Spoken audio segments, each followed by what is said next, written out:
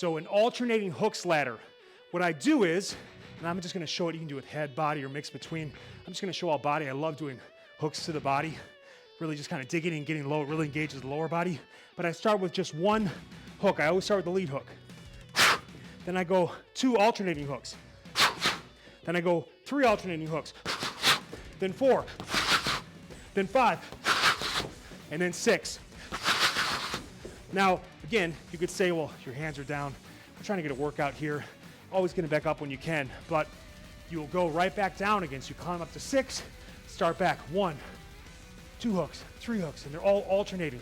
This is a great workout. Again, it's especially hard when you mix between. So I went.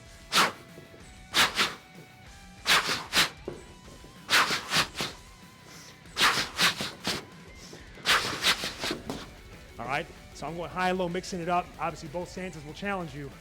Hooks, ladder.